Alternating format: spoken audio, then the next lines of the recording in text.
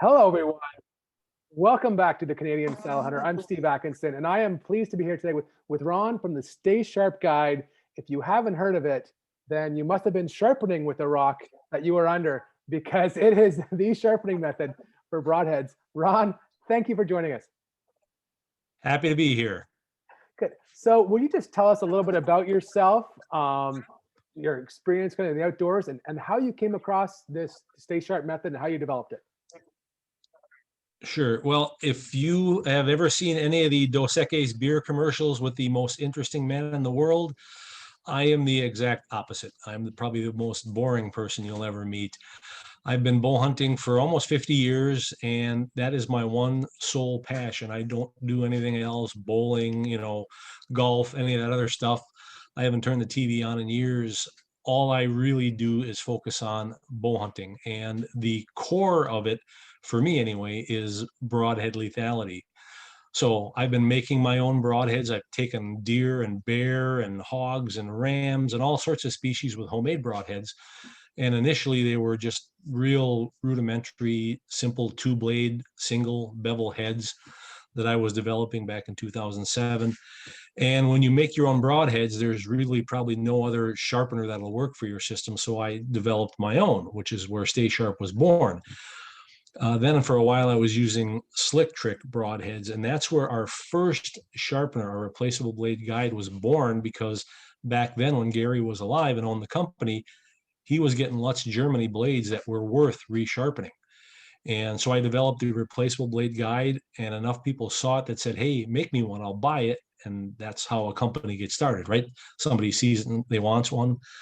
And so from the replaceable blade guide, then I started shooting some higher end fixed blade heads, especially like cutthroat. So I developed the fixed blade guide.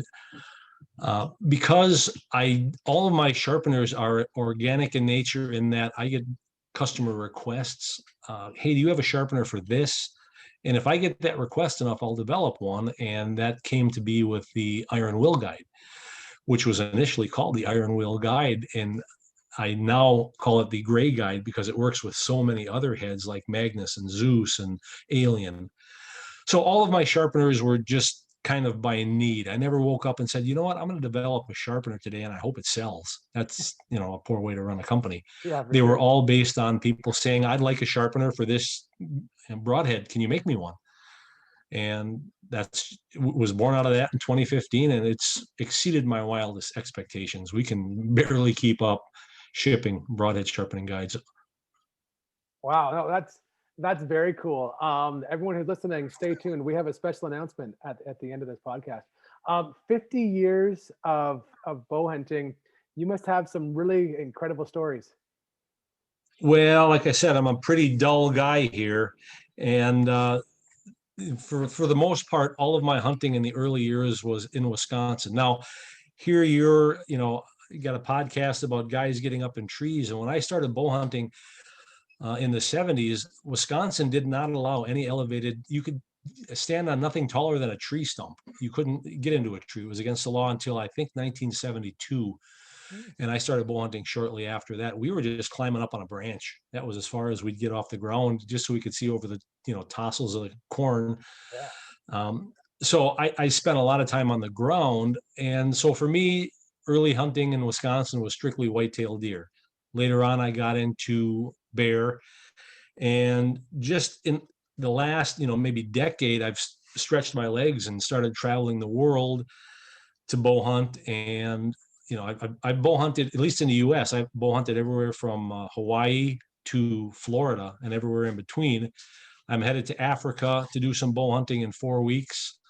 I recently picked up a hunt for muskox in Greenland for next summer. Wow. Then I'm going back to Africa again. So I'm really stretching out my legs and my species. Hawaii was Vancouver bull, which is the equivalent of scrub bulls in Australia. They're just huge, mean, angry bovines. And I've shot a few pigs out there. That's another passion of mine, is hunting hogs. And thankfully, we have none in Wisconsin. So I have to travel far and wide for those. But I've taken a shine to traveling to do a lot of my huntings. I actually have leases in Wisconsin. I don't even visit anymore because I'm hunting in other parts of the world instead of Wisconsin. Wow. And most of that happened in the last 6 years because of the Sharp Guide. Yeah, partially. And so Stay Sharp Guide is one of the brands under my parent company. I started a company called Innovative Outdoorsman, knowing that I wanted to have some brands underneath it. And one of them is a consulting service that I do for a lot of other bow hunting companies. I work with a lot of broadhead makers, design drop-away rest sights, quivers, releases. I've been working for 3 years on a project with a guy to design a arrow-mounted telemetry tracking device to help you find animals that you hit you couldn't recover with friends or dogs or any kind of a grid search. And I've used that arrow tracking telemetry device now to take deer, hogs, rams. I'm taking that to Africa, everywhere I go now, because it really increases the likelihood of a recovery. And I'm all about recovery. So sharp broadheads are a key to that. And now, so there's very little that the bow hunting community agrees on. Weapons types, broadheads, fixed mechanicals. We don't agree on much, but everybody agrees that a sharp, well-placed broadhead, you win every time when that happens. So sharp broadheads are what I focused on, and it's really exceeded my expectations as far as sales go. Oh, that's great. And I couldn't agree with you more. It's funny. We were chatting just before the podcast started about like things like the iron will and single bevel. I'm sure the last 2 years or 18 months, the ranch fairy, heavy arrow thing, in the hunting public, it's amazing. Well, how so it's interesting. So I supply the sharpeners to them. So I've been supplying the sharpeners to the hunting public for a while now. And I message them every so often, to switch heads. You need any more supplies? And I had sent a bunch of stuff to the ranch fairy, and they did a video unbeknownst to me where the hunting public went down to Texas to hunt with Troy. And they did an impromptu video on sharpening broadheads, and they used all of my products. Well, that was kind of the kickoff of a peak in sales, right? They have a large viewership on YouTube, both of them. Yeah. And that really put us on the map, as it were, as far as selling this stuff. And that's why we've been so successful, of late. Yeah, I'm sure it's I mean, I haven't been doing it 50 years, but it seems like that some guys, like on some of the forums and discussions, some people get downright nasty now. Like if you're not shooting a 700 plus or 650 plus grain arrow, you're some kind like Bambi killing, You're a chump, right? Yeah, exactly. Like, you say the word rage, and that's what you get from them. Well, a 700 grain arrow to me is light because my arrow is 800 grains. I shoot an 800 grain total projectile. My heads that I'm developing, and not a lot of people know this, but I'm developing my own broadhead. I don't know if I'm going to take it commercial yet because I don't want to enter an already saturated market, and the broadhead market is saturated. And so my preference is a 250 grain broadhead, a 175 grain ethics insert. I talked about that arrow tracking telemetry knock that I'm developing. That's on the back of the arrow. That weighs 110 grains. By the time you add it all up, I've got an 800 grain arrow that's going about 210 feet per second, and people laugh, that's so slow. We have to shoot for 300 feet per second. And the standard answer that I give everybody is, as long as the arrow gets there before the season closes, I'm a happy guy. I don't care about speed. I want that arrow to hit like a bus load full of fat guys and keep going and going and going and penetrate deep into the earth, because we've never lost an animal by penetrating too deep. Yeah. No, I understand. It's for me right now, I'm trying to figure out what works best for me and for my system and where I hunt. What kind of bow do you shoot? Do you shoot compound? It depends. I do it all. So I got my roots in trad. I took my first animal with a trad bow when I was 10. It was a mouse. And that's where I got my start. I hunted trad for a very long time. I make my own bows. I make my own arrows. I make my own broadheads, make my own finger tabs. So that's my love. But I also do suburban deer culling for a couple of municipalities here in Wisconsin. They don't want us out there with trad. They want us out there as lethal as possible. So I also have a bow tech that I have set up at 64 pounds, and that's what I'll take to Africa and Greenland and some of these other hunts. And eventually, if they open the borders, I'd love to come and kill a Alberta or Saskatchewan whitetail. I've read and seen the stories of some of the giant deer you've gotten. And while we are in the deep south compared to you guys here in the United States, I'm in the frozen tundra of the north, and I appreciate your cold winters. And I'd like to come and try to tag a big Canadian whitetail. Yeah, that would be great. I think, yeah, actually, I'm in Southern Ontario, so I'm actually probably farther south than you are at the moment. Oh, really? Just the way that it goes down. Sure, Yeah, sure. yeah. But no, I hear you. That's cool. One of the things that I find people saying, and honestly, that I'm trying to figure out myself, what works best, as far as you talked about telemetry, and it's the drop with when shooting a heavier arrow. Obviously the arc is going to be more, and you have to be a lot more accurate with your distance. How do you overcome that? Because that's the only negative I see to a heavy, negative to a heavy arrow, is that it's going to drop more. More penetration is always good. So how do you? Yes, well, range finders are the answer, right? So if you can range your animal, you know where it is. Even if it moves a little bit, add a yard or two, you won't be off. I've taken animals out to 65 yards with a super heavy arrow, but eventually the arrow gets there. Everybody's focused on the point where it leaves the bow before it arrives. They care about that speed and the trajectory and flat shooting and errors and guessing yardage. And then they stop caring when the arrow actually gets there. That's when the arrow works, not through the air. We cut through air pretty easy.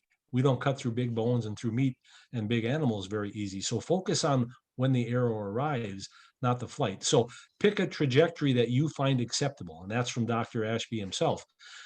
We all have to make our balances. We have to decide what we like best. And so find a weight that will penetrate well and a trajectory that you find acceptable. If you're hunting in heavy cover and have to shoot through some stuff and through windows and trees, maybe you want a flatter trajectory, but shoot as heavy as you can in a trajectory that you like, and make sure your broadhead sharp and it's well placed. And again, you win every time when you do that. Yep. No, absolutely. I think that's very sage advice. It's very wise. For sharp broadhead, that's one of the things myself, it seems, even that saddle hunting and the ranch furry, people paying a lot, heavy arrows, people paying a lot more attention to their gear now than a few years ago. It seems to be that obviously there were people who really cared about the minute details, but it seemed there was by and large, people would just go into their local pro shop or Cabela's, Bass Pro, buy broadheads off the shelf and just use them. Not even like rub their, on their fingernail to see if it's sharp. Just put it on the end and fling it downrange. Where now, as people are, well, they put a lot of trust in the manufacturer to keep their part of the bargain. These heads will fly like a field point. These heads are razor sharp. And they go, well, I guess I don't even need to practice with it. It says on the package, it's going to fly like my field point. Yeah. And that's a recipe for disaster, right? Yeah. And sharpness is always owned by the bow hunter. Don't take it for granted that they're sharp. And you own the sharpness for the life of the head. If you want to replace the blades, that's fine. But a lot of the great high-end heads right now are one piece. They're monolithic heads that you have to sharpen. Cutthroat is a good example. They don't ship them shaving sharp or even hunt ready, it says on the package. You own sharpening. So you get busy sharpening and get used to it, because every animal you shoot and pass through, sharpen it again, because some of these high-end heads are not disposable, single use. You have to sharpen it. Look at an iron will. You've got 16 unique edges if you sharpen the trailing edge that you own. You aren't going to shoot that head once and then throw it away. That head's too expensive. Yeah. So get used to sharpening and get good at sharpening. And that's why we're having success, because it's a skill set not a lot of people were born with or have or want to learn. And our guides are pretty effortless. If you can roll a toy car on a countertop, you can sharpen a broadhead with one of our guides very easily. I think that's excellent. That's so true. One of the videos I saw, remember, he's Kentucky. He always wears the big hat. The name escapes me right now, but he was talking about broadhead sharpness and how arteries are kind of like rubber bands. And if your broadhead, if you can put it across a rubber band and just kind of bounces off, that's what's going to happen with an artery. You want to be able to just and slice right through, and it makes a huge difference when we're talking about being able to humanely and ethically take down an animal, we want our broadheads to be as sharp as is humanly possible. Oh, certainly. We don't want to push the important bleedy things out of the way just to get through the other side. We want to sever everything.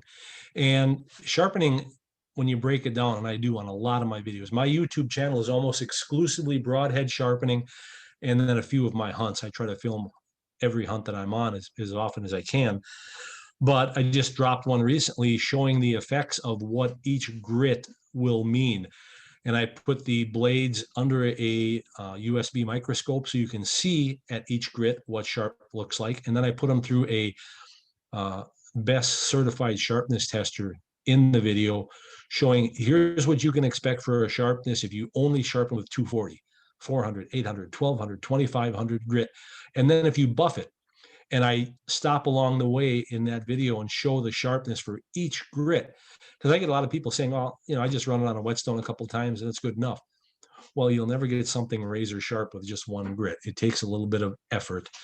And that's what I'm trying to promote in all these videos. I'm just take your time, you'll get there, you'll get it sharp, and you'll reap the rewards. A sharp head works so much better.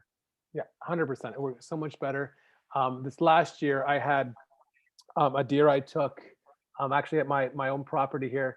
One I wanted to had some just funky antlers, and I wanted to take it. And I was able to shoot it, and I could watch where it went. It went about 20 yards and just stopped and turned around and looked, and then kind of stumbled and looked the other way and just fell where it was. It never knew what happened. It heard a noise, felt something, and just never knew exactly what was going on. And that's what I want. It doesn't always happen that way, but that's what I want to happen every time is complete pass through. Got it through, and the deer didn't even know what hit it and didn't have that surge of adrenaline and run 100 yards and fell over. It just went, stopped. Well, and that's been my experiences. That's been my experience as well. So when you pass through with a low aspect ratio head, a long, slender head, and it's sharp, it doesn't punch them in the side and send them into the next territory. It slices right through so quick, they don't know what happened. So they trot off a little bit, like you explained. They look back, they get wobbly, and the lights go out. That's what we want. Now, with mechanical heads, the deployment of the blades typically is pretty abrupt and really scares the daylights out of them and sends them further. We want to avoid that. And that's why I really like, for a while, I was using the Woodsman Broadhead from Three Rivers Archery. That was a fantastic head, still is. And a lot of companies make one like it, VPA Tough Head. It's a 3-blade, one-piece fixed head with a long, slender, shape to it. They pass through like none other. And these animals, my average burn time is about 14 to 16 seconds because I video all my hunts. I get to know that number. I zip an arrow through it. Within 14 to 16 seconds, that animal is laying on its side. A sharp, well-placed shot. The three legs to the stool are shot placement is number 1, sharpness is number 2, and structural integrity, the 3 S's. If your head enters the animal sharp and leaves the animal sharp, that's all you can ask of it. Once it hits the dirt, yeah, it's going to dull. But pick a head that's got some structural integrity to it and has a steel that will withstand the rigors that we're asking, bone and things like that. And a lot of these thin, mechanical heads, they don't have a good quality steel maybe, or the blades are very thin. The edge rolls on the first rib. You don't want a head that's going to dull. You go through the hair, the hide, and the first rib. If it's dull by then, it hasn't even reached the things that are important that we need to cut. So, focus on the heads that you're buying, the steel quality, then work them up so they're super sharp, put them in the right spot, and that animal will always go down in sight. You'll never have to worry about that. Yeah, no, I agree. Most of the time, it's, I don't know what it is about human nature, or maybe it's just me, but sometimes you're willing to spend, 800, 1,000 or more on a bow, and you spend 100 plus on the arrows, but you're trying to save $2 or $3 sometimes, maybe sometimes even $10 on the broadhead. And it's the sharp pointy bit that hits the animal first. That's really, that's the only thing. That's the only part of our gear that's responsible for killing the animal. Nothing else kills the animal but that flying triangle. Yep. So spend your money there. Right? Exactly. I agree 100%. Yep. And make it sharp with the Stay Sharp guide. One of the questions I had is, how long does it normally take to sharpen broadheads? Because I know a lot of people, like honestly, myself included, it's like, well, I don't want to mess it up. How long is this going to take? What if I screw up the process? Oh, I'll just buy replaceable blades or something like that. How long does Yep. it take to sharpen your typical broadhead? All right. So that will depend on the blade shape, the blade steel, and what you're sharpening it on. So, for example, I had a lot of success with slick trick. Mhm. Tiny blade, good steel. I could return a slick trick back to my quiver in under 15 minutes with a replaceable blade guide. Super easy to use. But now let's take something like a Simmons or a kudu point or a helix, which is a concave blade. That would use a different sharpener, a little different technique, and more time. Now let's talk about heads that are made out of really great steel, right? They're going to take a little bit longer because they're harder steel. Then you have to decide, well, am I going to sharpen on the wet dry sandpaper? That's cheap, it's very low cost, but you're going to burn through a lot of it. Or do I go with diamond plates? They're going to last a lot longer, but they cut better and faster, and I'm going to get done quicker. So it's always dependent on the blade shape, its configuration, the blade steel, how hard it is, and what you're sharpening on: sandpaper, whetstones, diamond plates. So everybody's got a preference, but there's no one pat answer that works for, yes, it'll take you 12 and a half minutes to sharpen a blade. No, there are guys who struggle like with a single bevel cutthroat. They come rather dull from the factory, and you own that sharpening. The first time you sharpen it, it's quite an endeavor. Every time after that, once you've used the guide, it's very simple to sharpen, and you'll get it back in the quiver in just a few minutes because you've established that edge. A lot of times you're undoing what the factory did, and people are afraid of that. That this broadhead maker must know what they're doing. I can't deviate from that. Well, no, you bought these heads, you own them. If it's got a 20-degree bevel and you want a 35-degree bevel instead, go for it. You own that head. And that's what I show in a lot of my videos: reshaping edges to give them more structural integrity so they survive. These low angle single bevels at 20 and 24 degrees are not surviving once they impact the earth. And I show that in the videos, how even a cutthroat head, which is great tool steel, I zipped one through a hog in Texas. That edge was totally destroyed. Had I sharpened it at 35 degrees instead of the 24, the edge would have survived much better. So don't be afraid to modify the sharpening, customize. You guys that are hunting from your tethered systems to the trees, you're constantly optimizing and customizing and making it your own. You can do the same thing with your broadhead blades. Decide what angle that works best for you, sharpen at that angle, and stick with it. And learn, as you go. Zipping through animals into the dirt is the greatest test that you can do. And unfortunately, very few broadhead makers test their broadheads by shooting them in the dirt. And that's the ultimate goal, is to pass through into the dirt. They're testing them into gel and all sorts of other substrates.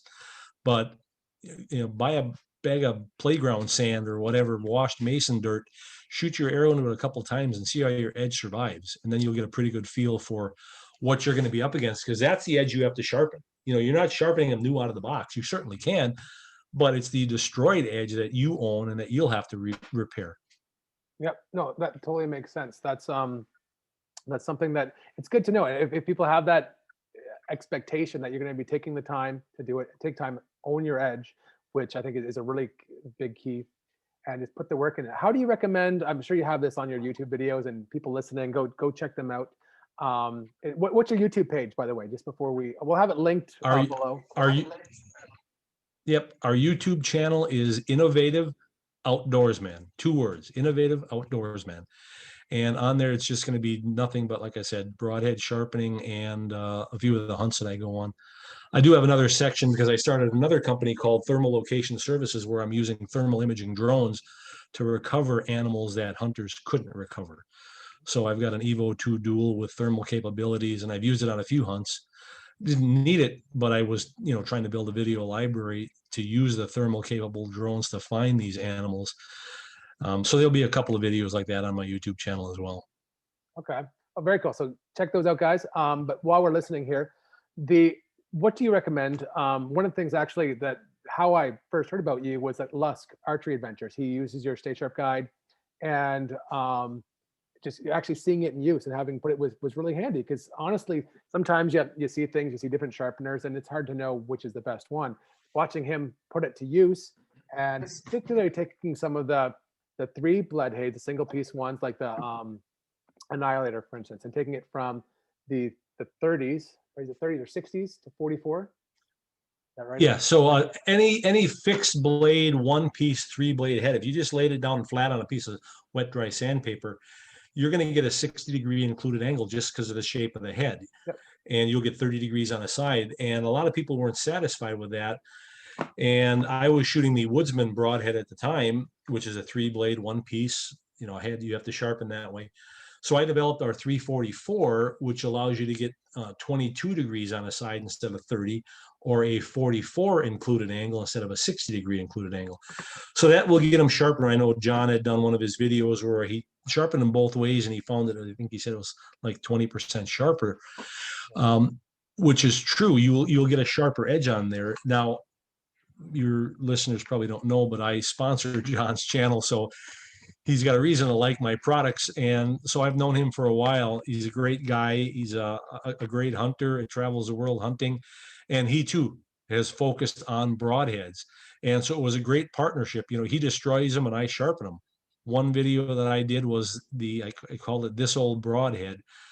And I restored a brand new iron will single bevel broadhead that no one had ever seen before. And it was because John shot it through wood, gel, rubber, cardboard, 22 gauge steel, and then finally into a concrete block. Yep. And the head survived because Bill makes some great heads with iron will. I called him up and I said, you got to send me that head. I want to sharpen that head, because it's still, structural integrity is key, right? That head was still in great shape. And I've got that video on our YouTube channel where I take that head shot through all of those materials and I return it, good as new.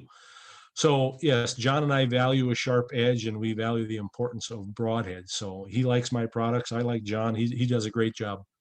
Yeah, no, absolutely, for sure.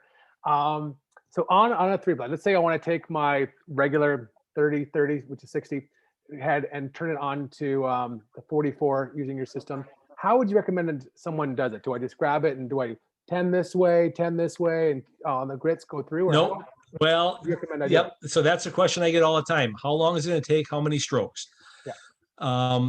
The answer is always, and I preach this on the YouTube channel, the unit of measure that you need to care about is getting the burr. In every video, I talk about getting the burr, and that's a excess amount of metal that you will roll over on the unsharpened side. So if you're sharpening on one side, the burr will form on the opposite side. That tells you you've reached the apex. You've reached the other side of the blade. That's your signal to stop and sharpen the other side. So on a 3-blade head, you can do it with stroke count, because you do want to keep that tip in the center of the head.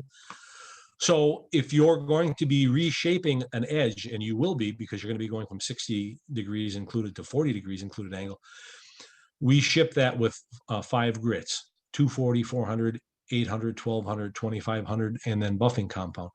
So you will be reshaping that head a little bit, and it'll cost you a grain or two, not enough that you're going to have to worry about it.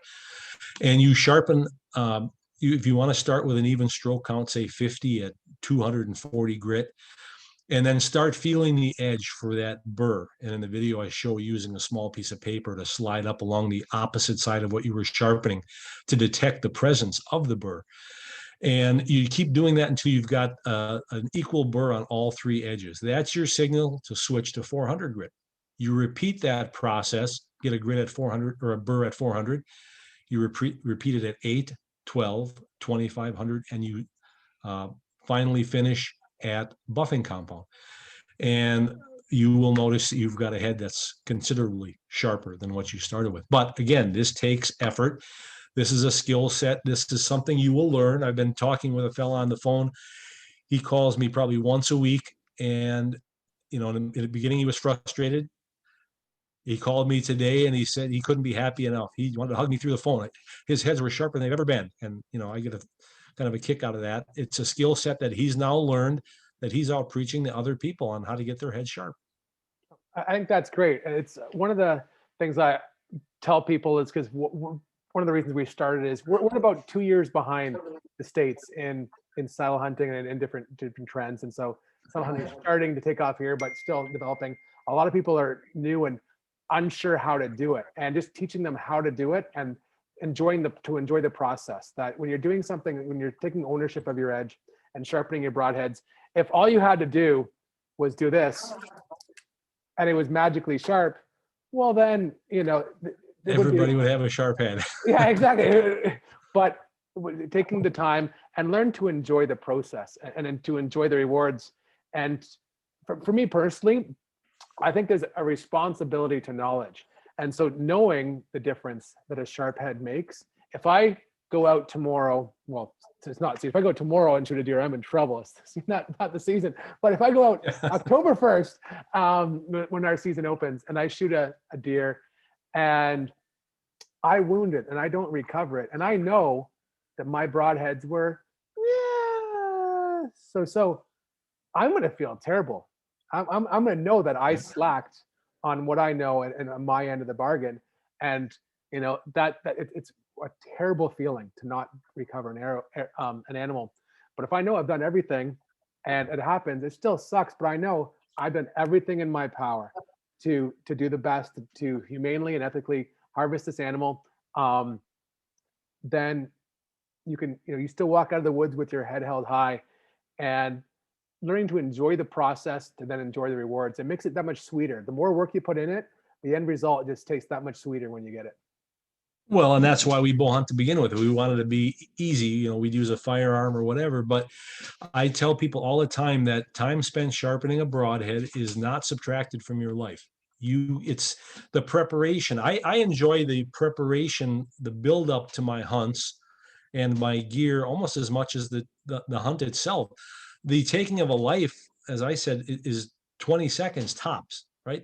But all of the prep, building my own bows, making my own broadheads, making my own arrows, all my own gear, that is an extension of the hunt in itself. Then I started filming hunts. You can relive them and re-enjoy them and find your own errors in the process.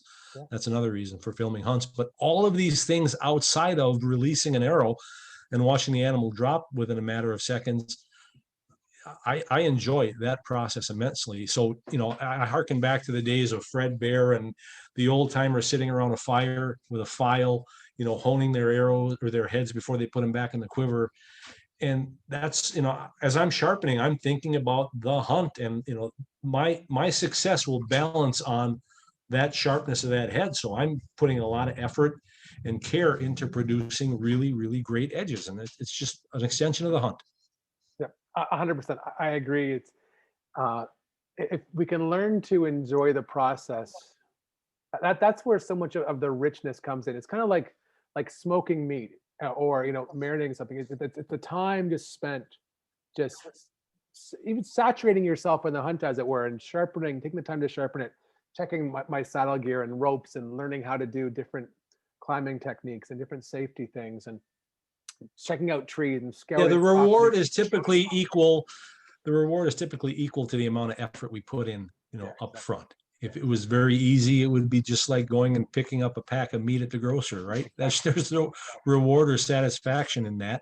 Yeah, you're still going to eat a burger at the end of the day, but you didn't really own much of that process. We try to bring as much of ourselves to the task as possible. We're not looking for the easy way out. 100%. 100%. I agree. In your 50 years of bow hunting yourself and in developing the State Sharp Guide, State Sharp Guide, and Broadheads, etc., what is some of the key lessons that you've learned yourself, or key pieces of wisdom that you have been given that have stuck through you over the years? Don't rush. Right? We always are looking for shortcuts. Do not rush any aspect of it. No detail is too small. And we think, like you said, skimping on price.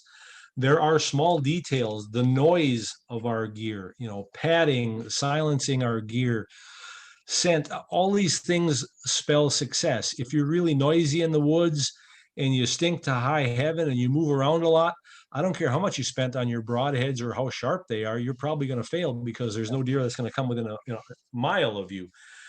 and it's all these little details: sound, smell, our movements, all these little features. So, the devil really is in the detail in bow hunting. We're trying to get spitting close to these animals, sub 20 yards ideally. And that means everything has to work: the sight, the smell, the sound, and then our gear has to be flawless. And that comes with a lot of attention to detail. So, always sweat the small stuff in bow hunting. Oh, that's good. And so some of you listening may be like, okay, why in the world are you having the Stay Sharp guy on your podcast when we can't even get your products in Canada? How could you do that to us? Well, Ron, Well, there's what are we gonna do about that? a reason for that. Well, because we shipped all over the world. We shipped in all 50 states, and we shipped in, I think, 25 countries. Then, of course, COVID, right? That kind of shut everything down. But what was happening with us is that international orders only made up about 4% of our sales, but made up 93 or 94% of our non-deliverable complaints. And in the US, I ship with the US Postal Service, and tracking only takes us to the border. After that, I've got no idea whether the package arrived or not. What happened is, on all of our international orders, or darn near all of them, people would say, "We never got it. We're going to file a claim with PayPal. You owe us a refund." Well, it happened enough that I was essentially giving away every international order. And the post office was of very little help. They would cry, "COVID. We can't help you, COVID." And so I finally said, you know what? I'm done shipping any international orders, because I'm basically giving them away. These people are claiming they're not getting there. I've got no way to dispute that. And unless these are all sitting in some giant warehouse somewhere, I contend a lot of them probably did make it there, and I was maybe getting scammed. And I got frustrated, and I said, all right, that's it. I think it was in September of last year. I said, that's it. No more international orders. We're done. They aren't arriving. I'm getting scammed here. We're only going to ship in the US. And I check for that every single day, today included. I got people from other countries. Hey, how can I get your stuff? When are you going to lift your, prohibition on shipping outside the United States? And so that was what drove it. It's been very frustrating to ship internationally. So I think maybe we could help you with that, Ron. Do you want to announce it, or do you want me to? Go ahead. Well, thanks to Ron. We will now, the Canadian Saddle Hunter and CanadianSaddleHunter.com, we will be selling the Stay Sharp Guide and its roller products, the Gray Guide, Sharper, on our website. You can contact us and we can get it to you. If you're in Canada, reach out to us, go online, and we can buy it. If you're international, yeah, we'll see. Think about it. We'll think about it. I don't know. Think about it. We'll think about it. Well, so your announcement is, what you're saying is, right now you will be the exclusive distributor and source for Stay Sharp products. The Canadian bow hunter will now be able to have sharper broadheads with Stay Sharp products if they come through you. That's right. And thank you. Myself and all my fellow Canadians who want sharp broadheads, we thank you. I had a conversation with a couple guys over the weekend who were saying how much they wanted to get your products here, and we really appreciate it. Well, the two most popular or most common locations that we shipped internationally were Canada and Australia. And there's a lot of bow hunting in Australia, and a lot of broadhead makers in Australia. And that was probably the bulk. I'm going to say probably 60% of our international sales. Like I said, we sold in 25 other countries. So I get hit up every day from Canadian, potential customers that I've been turning away. And now you will be their junkie for the products. We will be there to help you out and to connect you with the Stay Sharp Guide, Broadhead sharpening system, and to help connect you to Ron's videos, to learn how to use them, how to sharpen your heads correctly, and enjoy the process. Like Ron said, don't rush, enjoy the process, enjoy the journey. Yep. And now we won't expect you to field questions and calls. We are more than happy to take any call about broadhead sharpening. I don't care if you're using our guide or not. So no matter what country you're in, if you've got a question, call me. I wouldn't expect you to call one of our suppliers who's carrying it and ask them questions. So by all means, certainly call us with any questions you have about the product, your specific broadhead that you're using, or the process of sharpening. Don't burden our Canadian distributor with any questions. Certainly call us with that. Yeah, because my answer, if you call me, I'll be like, hello, this is Steve. All right, let me give you Ron's number. Yep. Here's Ron. Ask him. Yeah, exactly. No, for sure. I love talking to bow hunters, regardless of what country they're in. Exactly. We'll do our best to help you. But one thing I've found is if you have the ability to go to a true expert in the field, you can learn so much from them if you just take the time to listen. And so thank you, Ron, for sharing your advice with us and sharing your wisdom, your experience on how to hunt, to bow hunt, not rush. Make sure you have really sharp broadheads, and we appreciate your time. Oh, I was happy to talk with you. All right.